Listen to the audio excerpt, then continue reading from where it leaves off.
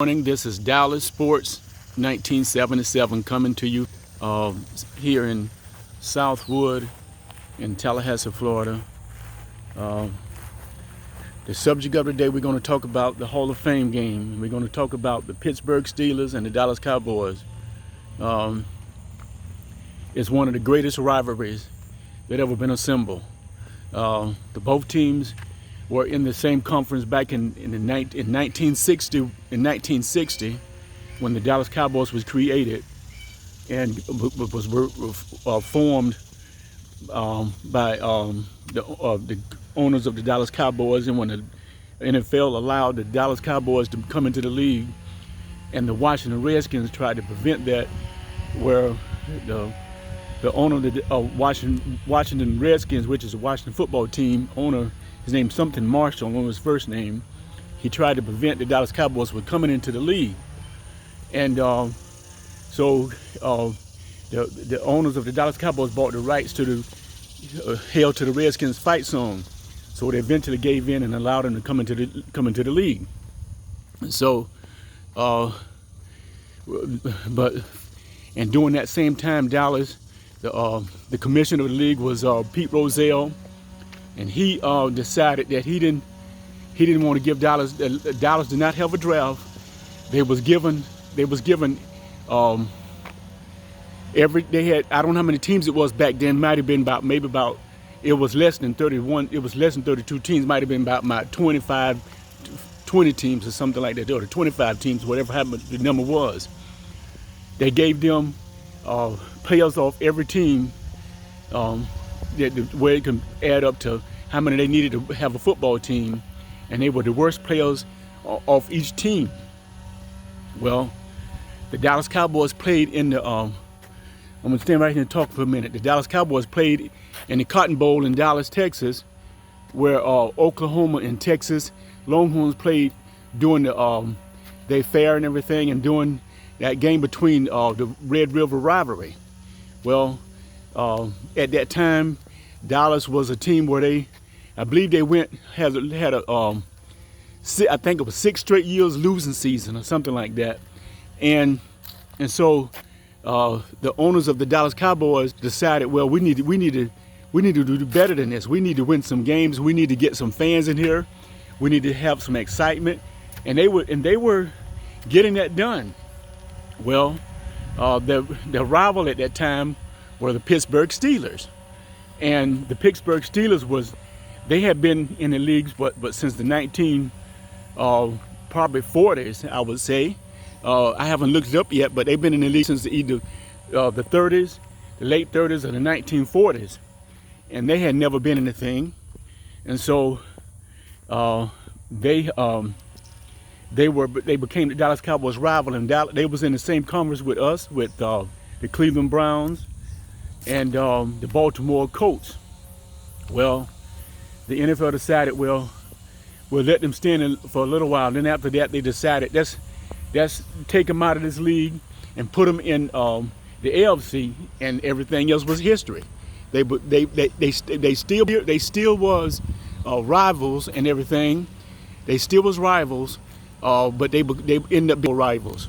And being Super Bowl rivals is a very exciting time and everything. When they ended up playing in Super Bowl 10, Dallas got there to the Super Bowl that season with a wild card record. They didn't supposed to get there. Well, during that season, the wild card year, they beat the mighty Purple People Eaters in Minnesota, when their stadium used to be outside in the frigid cold temperatures. And that was the same Hail Mary game when Roger Staubach threw the 50-yard touchdown pass to our legendary Drew Pearson that will go in the Hall of Fame this season. And he caught the pass. And Roger said he just stepped back and he said, Hail Mary, and just prayed. And then we all know what happened during that game. Well, for Dallas, they decided, well, we need some excitement. And so in that same season, Dallas made it to the Super Bowl on a prayer and everything, and made it through sometimes sheer luck, because in football, you got to get bounces and take bounces and stuff. And so in doing that, you have to have the right ingredients. And so Dallas had the right ingredients to make it to the promised land and everything, which they did. And ended up in the Super Bowl against their old nemesis, the Pittsburgh Steelers. At that time, Pittsburgh had the great legendary Terry Bradshaw at quarterback, number 12, same as Roger Staubach, he was number 12. They had a fullback named Rocky Bleier. He had been in the, I believe, the Vietnam War and everything, and got injured during the Vietnam War and everything, and was a veteran, war veteran, came back and now he ended up going back to Pittsburgh and helping Pittsburgh out. And they had another great fullback that played at Penn State. His name was Franco Harris, which I've been to that university before when I took a trip. How you doing today? For one of the local schools when I drove them up to see Penn State. Great university. But getting back to this, what I was saying was that Franco Harris, he was a fullback. He had the uniqueness of a great. He was a fullback slash running back.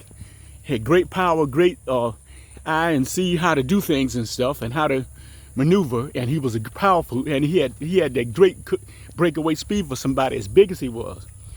And so in this game, it had pitted the mighty Pittsburgh Steelers, which they had just came off a Super Bowl championship the year before, I believe, when they beat the Minnesota Vikings, the Purple People Eaters, in the Super Bowl before that, Super Bowl 9, I believe it was.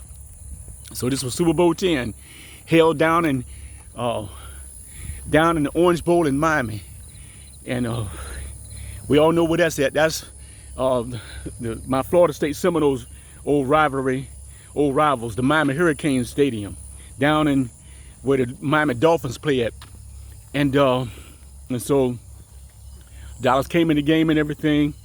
They didn't realize how blessed they were to make it there. But I watched films of it, and Randy White was talking about it, how most of the players came in the game, they were so excited to get there, and they came in the game with the wrong aspect of significance of what had occurred. They made it to the greatest game, to the championship, which is the World Championship, Super Bowl, same thing. And they took the wrong idea in that, and when they lost 21-17 in that game, it was some serious bad calls that went against Dallas that year in the game.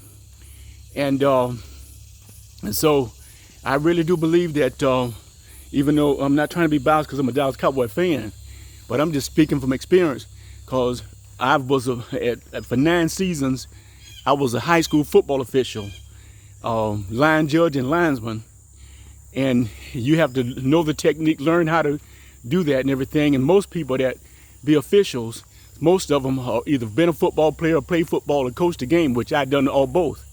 And so in the Super Bowl, in that game, Benny Barnes got called for pass interference against Lynn Swann, which it was a great catch by the great Lynn Swann that played at USC. It was a great catch.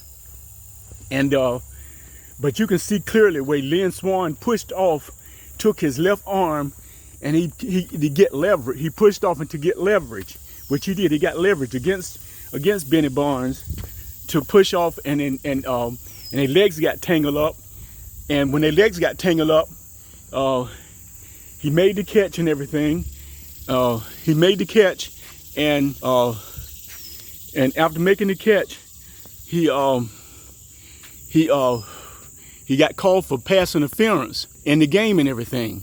And so it was somewhere in that things were not looking good for the Dallas Cowboys. Well, we got to the game on a women of prayer, Hail Mary, which was understandable. We didn't supposed to make it to the game, but we did. That's the good thing about football. Everything is not going to go your way. You're not going to get all the bounces. You got to fight through adversity, and so you got to deal with a lot of different situations in football.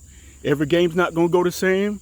You're not going to always get the calls, and then on top of that, if you're playing on another team's home or state or their stadium or in another atmosphere where a fan base got more clout than your team does, you're not going to get the calls. So that means you got to beat the team you're playing and beat the officials too, along with them.